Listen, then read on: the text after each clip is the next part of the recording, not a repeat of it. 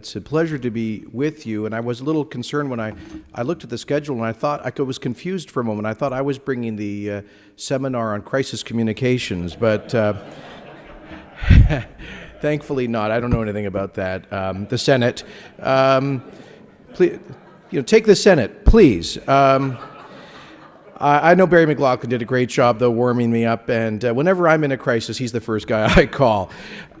Friends, thank you for your invitation and the opportunity, first of all, to just recognize, I know that yours is an industry that often feels underappreciated and under attack, and I think you need to hear that how much we appreciate the value that you add to our economy. This is an industry that does more than virtually any other to invest in research and development, science and technology, to apply it in ways that create prosperity and raise standards of living.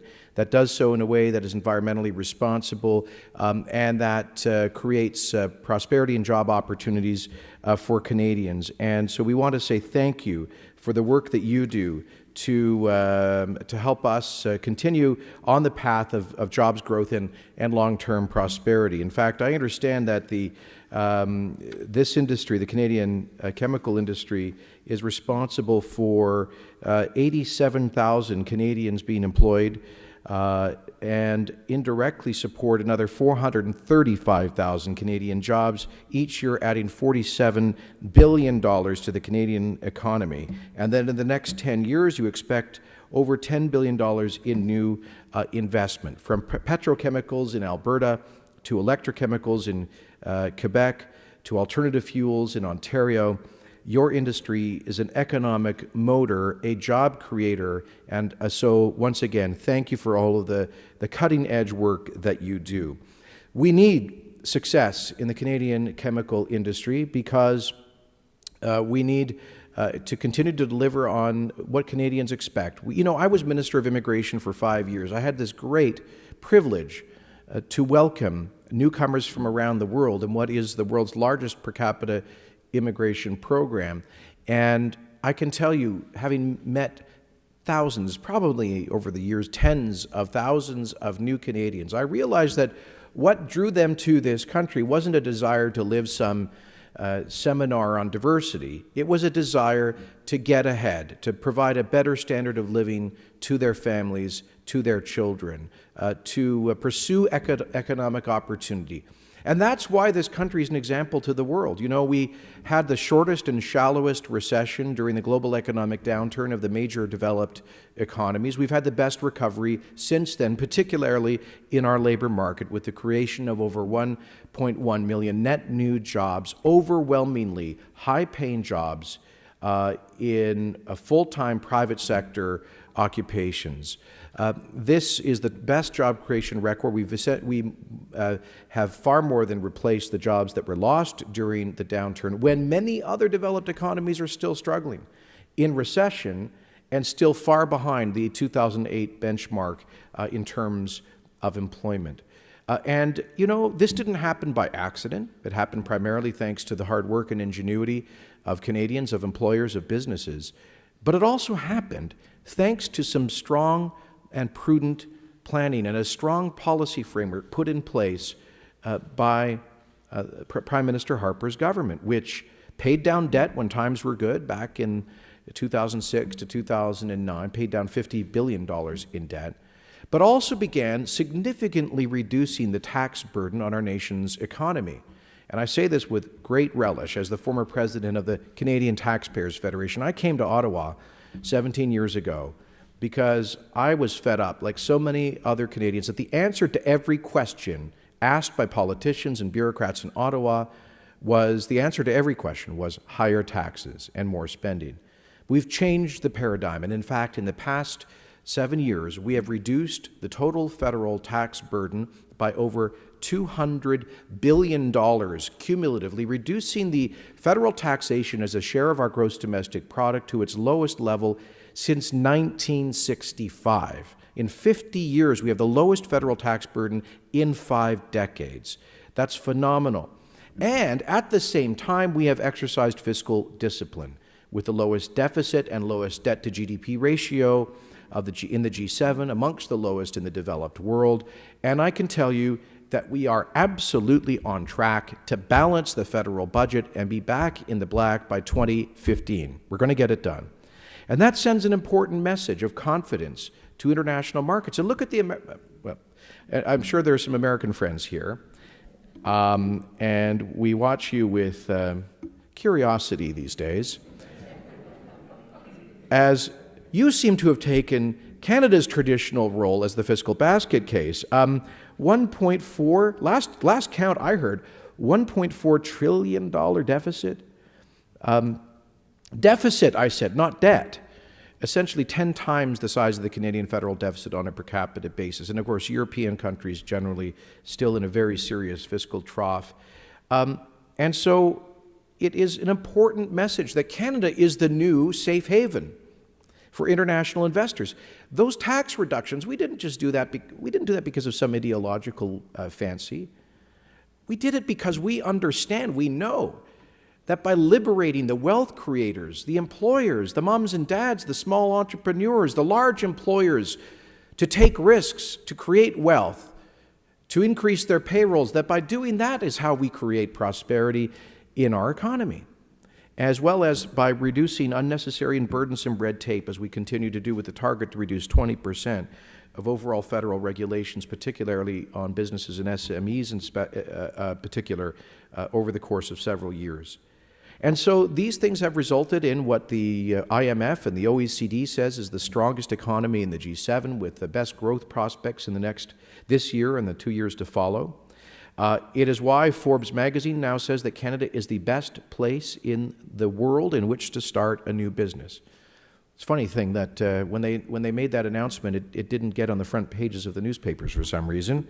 The fact that more Canadians are now working than ever before in our economic history didn't make it into the front pages of the newspapers either. Good economic news doesn't seem to be very much news at all.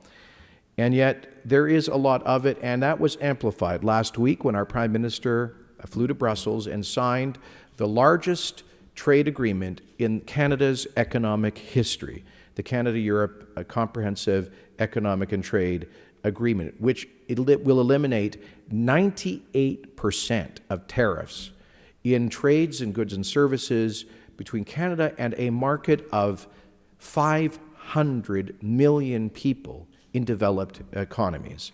500 million people. We now, when CETA is ratified, we will be the only country in the world with preferential, largely tariff-free access to the 300 million market in the United States, the 500 million people in the European Union, an 800 million person market that is available to Canadian businesses and exporters. And I hope that these doors of opportunity which we are opening will be seized by corporations, like businesses like yours, that you will be. I think this is an invitation to the Canadian private sector to move beyond some of its classic cautiousness and some would say parochialism, to seize this opportunity. We are and always have been a trading country. And let me just add one aside.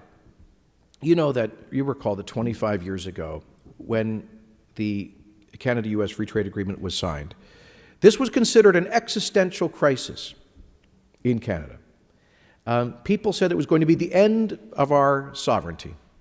It would lead to an economic disaster and, for all intents and purposes, the end of Canada as a politically sovereign nation. Everything they said about the Free Trade Agreement proved to be wrong. And in fact, the benefits were greater than the greatest optimists had projected. And so now we come forward with an even more ambitious, a broader trade agreement with a bigger market, and there is virtual unanimity. The public debate on these issues has changed.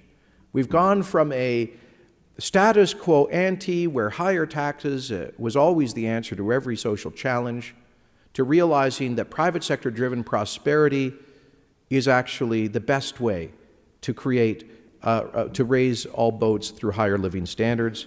We've gone from a kind of parochial, narrow, inward-looking, protectionist attitude to a willingness to take on the world. And we have not stopped. You know, when our government came to office in the previous 13 years, Canada had only signed 3 free trade agreements, 2 of which were very small, and in 13 years, and was basically, had, for all intents and purposes, dropped out of the international trading system. But now, with the EU, with the CETA agreement, with this, that adds 28 countries with largely tariff-free access, in addition to which we've already implemented 9 free trade agreements, and we have many more on the table, including our negotiation at the Trans-Pacific Partnership. So one message I want to convey to you on behalf of the Prime Minister and the government today, as key corporate leaders in Canada, is to think big. We're doing that. We've created the right policy environment. We have, corporate tax rates, combined federal, provincial, which are on average lower than 10 points lower than in the United States. And of course, we have the most stable financial sector, financial institutions, anywhere in the world, according to the World Economic Forum. We have these huge advantages. Admittedly, we're also facing certain challenges, and that's what I'd like to address with the balance of my time, because I know that every industry, every employer, every sector association with whom I meet, from Newfoundland to British Columbia, tells me that their single largest challenge now and in the future is a skills shortage. Now, this is a complex and nuanced problem because, let me be honest, the aggregate economic data, the aggregate labor market information indicates that we're not actually facing a skill or labor shortage. The Toronto Dominion Bank just came out with a report reiterating this earlier this week. In fact, the Help Wanted Index indicates there's only 216,000 unfilled jobs in the economy versus 1.3 million unemployed Canadians. And of course, we have stubbornly high unemployment in certain groups, parts of our population. 13% unemployment amongst young Canadians, 14% unemployment amongst recent immigrants, sky-high unemployment amongst Aboriginal Canadians, and of course, permanent double-digit unemployment in certain communities in the country. And so it's hard for Canadians looking at those stats to get their head around the idea that we're facing skill and labor shortages. On the other hand, we all know that we are now moving in to the huge demographic shift that we've all been reading about for years. The boomers are starting to retire, and they're taking with them the skills that they have developed, skills that are absolutely essential to be transferred to the workers of tomorrow. And we also know that our education system, broadly speaking, from secondary to post-secondary, vocational training, has been stuck in many respects in the 1970s and 80s, that our education system has not been reformed to reflect the challenges of the labor market of the future. Let me tell you what some of the industry groups are reporting. According to you just heard from someone from the Canadian Construction Association, they estimate that they will need 319,000 workers before 2020.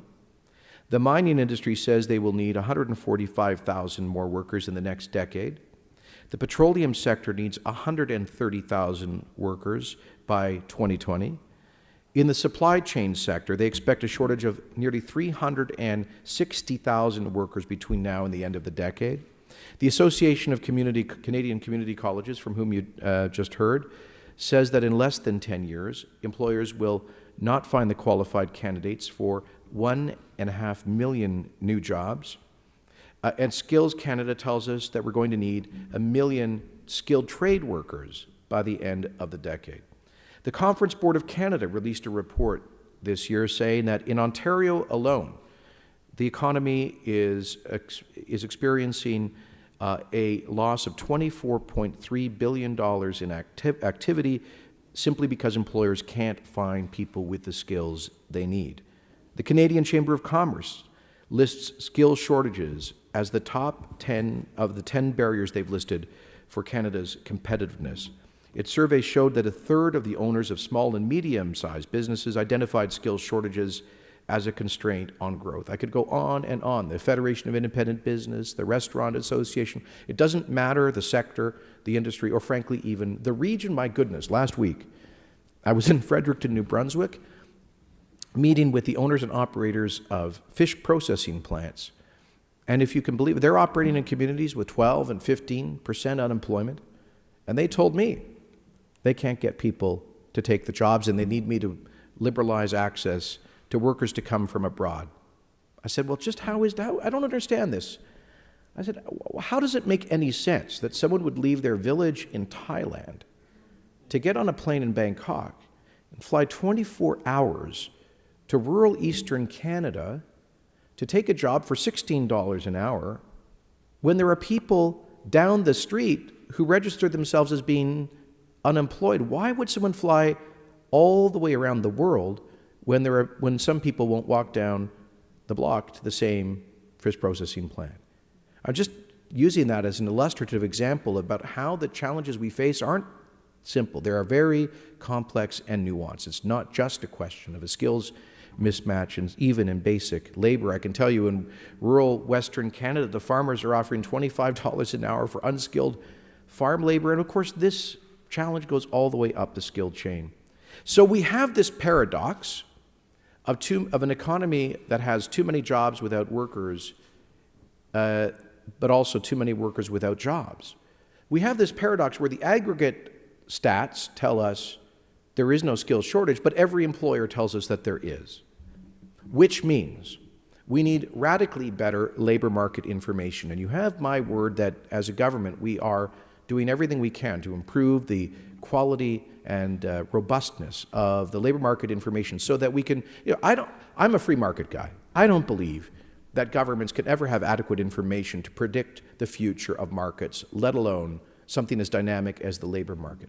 But at least we need to get a better handle on where we are, where the shortages currently exist, and have an educated guess about where they may be in the future, as all of these industry associations have done.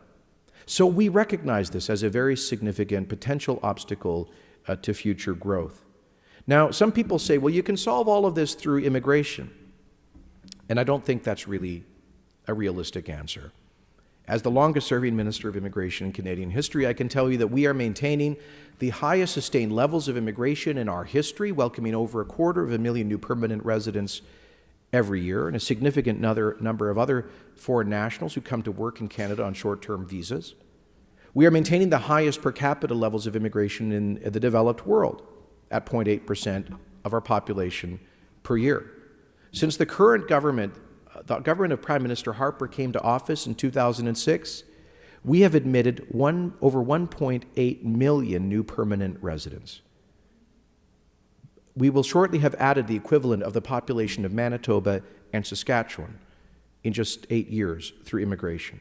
So for people like some of the academics who say, just keep increasing immigration levels, I say, no, I'm in favor of evidence-based policy, not just immigration policy being driven by ideology. And the evidence tells us that in order for us to simply maintain the current average age of the Canadian population, that is to say, to counteract the natural aging of our population, through immigration, would require that we more than quadruple immigration levels to admit more than 1 million newcomers a year.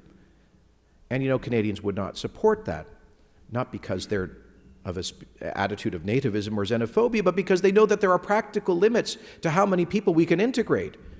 There are practical limits to how many people can fit on our roads and go to our schools and get into our emergency wards. And so we have to be careful about that. We don't want to do what Western European governments did and overstep the public consensus on immigration and end up with a counter with a backlash. So what we sought to do instead was to change the composition of that large group of immigrants who we do select each year. Now, many people have thought that Canada's immigration system is a model, and it has many strengths, primarily in that it focused on people with higher levels of human capital, unlike, for example, in Western Europe, who essentially brought in often illiterate factory workers for manual, low-skilled labor who did not have European language proficiency, very limited social mobility, and who ended up living, of course, in ghettos and parallel communities. That is thankfully something that we did not do. But far too many of the newcomers we've invited to Canada ended up stuck in survival jobs, unemployed or underemployed, unable to use their education in their professions in this country. There's a lot of reasons for it. One of them is rigidity and credential recognition by professional regulatory bodies that we're trying to address with the provinces. But partly it's because, frankly, we weren't really selecting people based on the relevance of their education and experience or credentials to the Canadian economy. We were picking people based on the quantity on paper of their education. So we brought in a lot of people who thought they were engineers, but when they were tested in Canada, turned out to have the equivalent of maybe a one-year vocational diploma and not a full university degree. And so the new immigration system that we've spent years developing will, once fully implemented by the end of next year, be pre-screening people on the basis of the relevance of their education and work experience to Canada. We will only be admitting people or selecting people who have at least an even shot at getting their credentials recognized to work, and we will be significantly privileging people who already have jobs lined up. Because the one thing I figured out is employers know better than a government bureaucracy who they are likely to hire. And so we will be inviting you as employers to participate in the process of selecting economic immigrants. We'll be setting up a huge pool of pre-qualified applicants from around the world, and if you're interested, you in principle will be able to register to go into that, draw down applicants with particular skills, assess them, and invite them to come to Canada if they qualify to do so as permanent residents. And we've done so many other things, the Canadian Experience Class, giving permanent residency to highly educated foreign students who have done their degrees and have work experience. We've opened the new skilled trades program since the early 1970s. If you worked with your hands, if you built things, you really couldn't immigrate to Canada unless you had an academic university degree. We've changed that. Earlier this year, I welcomed an Irish plumber from Ulster, bright young 28-year-old fellow, ticketed journeyman, who's now making very good money working in Alberta. He got his permanent residency 3 months after he applied. That wasn't possible since the early 1970s, and we've also massively improved the geographic distribution of newcomers, tripling immigration to the prairies, doubling it to Atlantic Canada through something called the provincial nominee programs, and much more will follow. But as I said at the beginning, we can't solve the labor challenges of the future simply through immigration. What we can do there is is to select immigrants with a higher chance of succeeding in our economy, and that's what the new system is geared to do. But so much more must be done in our domestic labor market. First of all, we have to remove and diminish the disincentives for people to work. Remember what I said about folks coming from Thailand to work in Canadian communities with double-digit unemployment?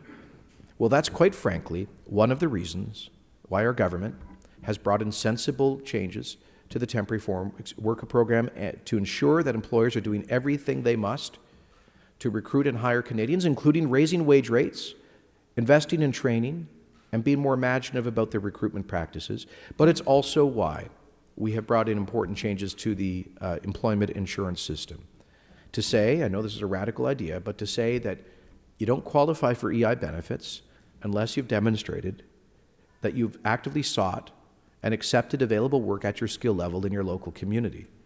Now, that's what the program was always supposed to be predicated on, but for some reason, it had become something a little bit different. And so now we're reminding folks that I know because people want to work, we're reminding them that that is the requirement, and we are actually seeing, we think, some increases in labor participation in communities that have historically been more dependent on employment insurance. There's a lot of things that we are doing at the federal level as well. For example, I could go on at length about things we've done to encourage people to go into the apprenticeships for skilled trades, the apprenticeship incentive grant, the apprenticeship completion grant, the tools tax credit, allowing tradespeople to claim as a tax deduction the costs of certification exams, and I've just met this morning with the Canadian the regulators of the Red Seal trades in Canada. We're making progress in that respect. We're proposing this thing called the job grant, which is a positive response to what we have heard from the business community. For years, employers have said to us that they know better how to invest training dollars in a way that will actually give people training that's relevant to the labor market than a passive bureaucratic system. You know, right now, my department, we send $500 million a year to provinces in one of the many skills development programs, which they then, this is called the labor market opinion, which they then use to provide skills development for people who are typically on the welfare rolls. Now, there are some good programs out there, don't get me wrong, but there's also a great deal of churn in that kind of spending, where provincial welfare ministries will give these grants to organizations to teach welfare recipients for the fourth or sixth or seventh time how to write a resume and dress for an interview and set their alarm clock in the morning. Those are all good skills to have, don't get me wrong. But not a lot of people end up coming out of programs like that being employed. And what we know is this, that if an employer nominates an individual who they believe has the aptitude to work and fill a skill shortage, and nominates them for a particular training program, with the guarantee of a job at the end of it, that is going to be much more productive. And that's the concept of the job grant. If you nominate individuals, identify a training program for them, and have a job at the end of it, we are going to prime the pump with the job grant subsidy. And the second reason for this is because while the public sector spending on skills development in Canada is amongst the highest in the developed world, the private sector investment in skills development is at the bottom end of the OECD. So we're trying to do two things: get more bang for the taxpayer's buck while getting the trained individuals actual jobs instead of training for the sake of it, and priming the pump to get more private sector investment into skills development. Now, is it going to be a perfect remedy to all these problems? No, absolutely not. But I think it's worth a try. Bill Clinton always used to say that one definition of insanity was doing the same thing over and over again, expecting a different outcome. Well, we've been doing that for too long in this area. And let me finally address something that's really beyond our control as a federal government, but where I hope to use, frankly, the federal bully pulpit to encourage provinces who control most of the levers on education and skills development and labor markets. Because for too long, in my view, provinces have reflected an unconscious bias that exists amongst political and bureaucratic elites. You know, go into a meeting room anywhere here in Ottawa with a minister and their senior officials, and the chances are virtually everyone has a post-secondary academic degree. You'll probably also find a particular surplus of people with degrees in political science. Well, actually, I think one would be a surplus, but, and these are the people who are making decisions about how we allocate scarce resources in the education sector. So is it any surprise that the disproportionate spend has been on academic PSE, post-secondary education? But what's really unfortunate about this is that at the secondary school level, the same kind of decisions were made starting 30 years ago that ended up marginalizing the entire system and tradition of vocational training, right? I'm sorry, I'm very blunt. I'm just going to put it out in the line and say that when the teachers' unions started to insist that everyone who walked into a classroom as a teacher had to have gone through teachers' college and gotten their certification, what did that mean for the mechanic who used to teach shop? What did it mean to the welder who worked in the vocational school? They weren't going to go to teachers' college typically. And so we rendered redundant an entire group of technical teachers who weren't professional, certified, teachers' college educated teachers. And we moved money away from the vocational schools. And we also sent all sorts of cultural cues to kids that if they wanted to realize their potential, it had to be through a university academic degree, which I don't want to diminish. I studied philosophy, my goodness. I'm a fan of the humanities. But I also recognize that a lot of kids will do better in technical vocations, in the STEM disciplines, in the trades, building and making things. We need them, and frankly, they can make a lot more money and in many ways have more fulfilling lives than ending up being unemployed baristas with their masters in sociology. You know, we're now going to start telling these kids the truth about the labor market. My ministry will start publishing through relevant social media information on career outcomes for young people. If their high school counselor doesn't tell them this, we're going to start telling them that they can make 3 times more as a welder than as having a BA in political science. And so they can hopefully start making informed choices. But we need to reopen vocational high schools. We need to liberate the technical sector to go back and provide that kind of training. We need to be humble as Canadians and start looking at best practices around the world. We need a total paradigm shift when it comes to training and education. That's why in 2 weeks when I meet with my provincial counterparts, I am going to be encouraging them to join me on a joint Canadian mission to Germany to study the Mittelstadt dual training system. Did you know that half as many young Germans are enrolled in universities as in Canada? But the youth unemployment rate is 1/3 as high as it is in Canada. We have 3 times more young Canadians unemployed as young Germans are. Why? Because from the age of 14, 15, 16, the employers, the schools, the unions, the state and federal government in Germany are all finding ways to encourage young people to go into technical vocations and disciplines, to support them, to give them some compensation, to get them to enjoy that kind of work.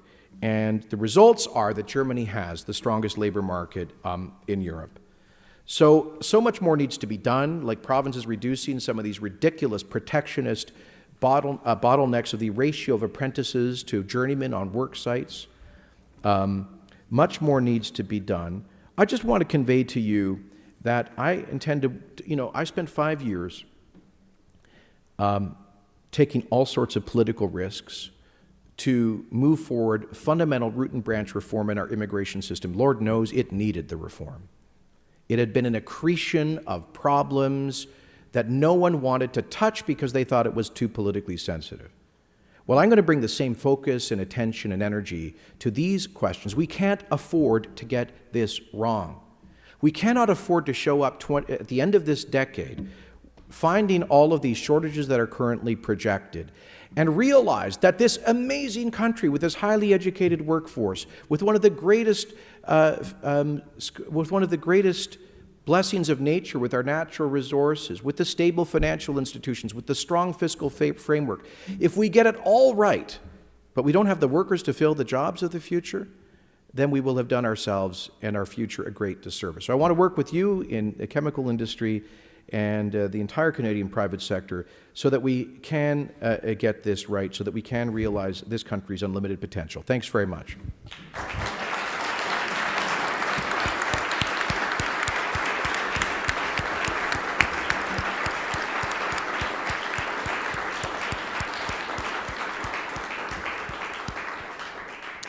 I think I have time for a couple of questions. Yes?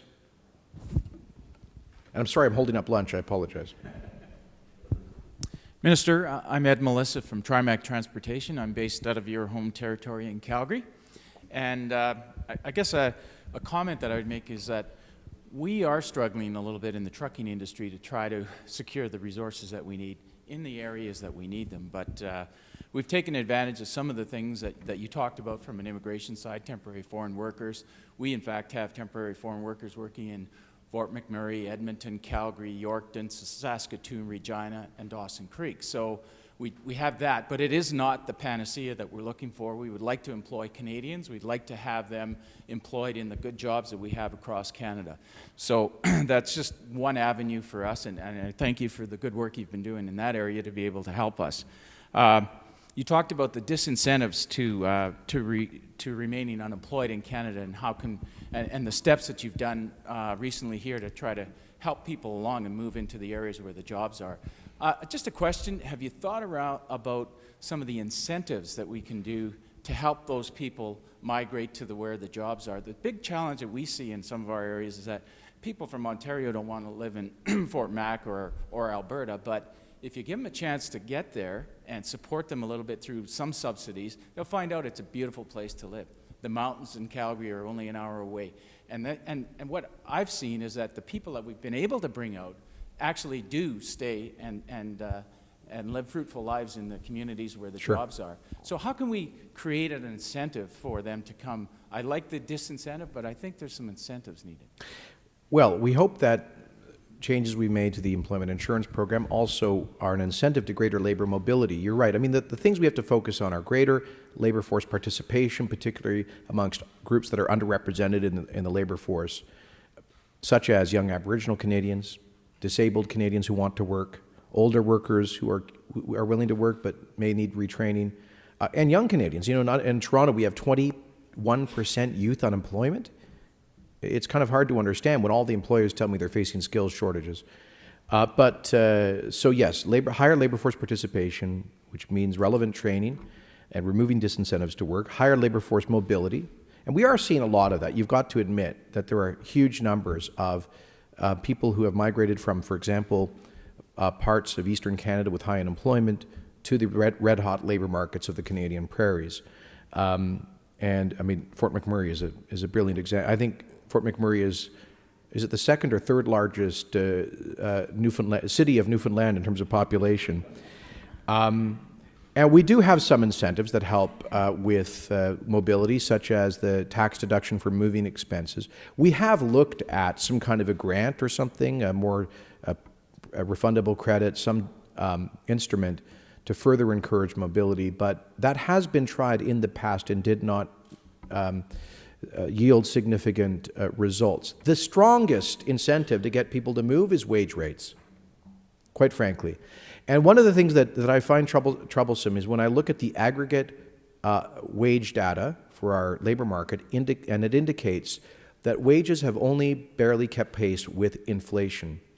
So you have to understand, I'm in a constant daily argument with academic economists and unions who tell me there is no labor shortage, it doesn't exist, it's all a figment of businesses' imagination, which is designed as a pretext to keep wage rates low. Now, I'm engaged in this debate on a daily basis, but quite frankly, it's not helpful to my case that labor wage, on an aggregate level, wage rates have barely kept pace with inflation. This is not indicative of a tight labor market. And so quite frankly, the solution that you and other employers, one of the many solutions is you're going to have to provide the stronger private sector incentives of higher wages. You know, I met with landscapers in Calgary who are paying $16 an hour to push a lawnmower in the summer and $22 an hour to clear snow in the winter. They couldn't find young Calgarians willing to do it because of the hot labor market. So they bought a bunch of houses, nice bungalows, fixed them up, offered highly subsidized quality housing. And they went down to other parts of Canada to try to recruit people. Still no interest. So I said to them, look, the only way, ultimately what we see with the mobility that has happened in this country is people have responded at a particular price level in terms of wages. Finally, I think, you know, we cannot, as a federal government, go out there and tell Canadians to move from Region A to Region B. Last week I met with J.B. Irving in St. John. I know Irving is probably a member of your association. Irving is talking about 6,000 projected unfilled positions in their company, in that one branch of Irving, in the next 18 months. Many of them high-paying skilled jobs, almost all of them in Eastern Canada. That's one example of many where they are actually facing a skills gap as well. So I can tell you the provincial governments and the major employers in, for example, Atlantic Canada, don't want us telling all of their best and brightest to move west. They need them as well. This friendship ratio problem has several places, and there's quite a difference among the provinces, particularly Ontario, which seems to be very protectionist in this area. Is there something, it's a very provincially controlled area, but is there, I was glad that you were talking to others about it, but is there a way that the federal government can actually influence that? Well, I think we can influence it through the sort of bully pulpit, and in fact, I just met with the Red Seal trade regulators from across the country and raised this point quite forcefully. In fact, I think if you pick up the National Post, you'll see me talking about precisely this issue today. And I intend to raise this. You know, let me be honest with you. When you're the federal government, you have a tendency in the federal-provincial relationship you have to play the role of the older brother, and you get lots of brickbats thrown at you and nasty insults, and you have to sort of bite your tongue and not respond, which is fine. But when it comes to issues of critical importance to the future of our economy like this, I think the federal government has a role. We have a role, for example, in protecting the economic union of this country. I think it is a scandal that a physician could move from Portugal to Sweden and practice the next day. A welder can go from Bulgaria to Ireland and work the next day. But you can't move from Quebec and Ontario to do the same thing. This is ridiculous. And so, yes, I do intend to raise the question of the apprenticeship ratios with provincial ministers. Some of the Western provinces have quite a progressive approach to this. In Alberta, for example, the ratio for journeyman carpenter to apprentices is 2-to-1. It's 5-to-1 in Quebec. And Ontario is probably one of the worst actors in this respect. By the way, are there media here? No? Oh, I'm being told not to say it. No, I'll just go ahead and say it. I'm making Laura nervous. Look, in Ontario, in the last provincial election, something called the Working Families Coalition spent $6 or $7 million effectively supporting the incumbent government through an independent political expenditure.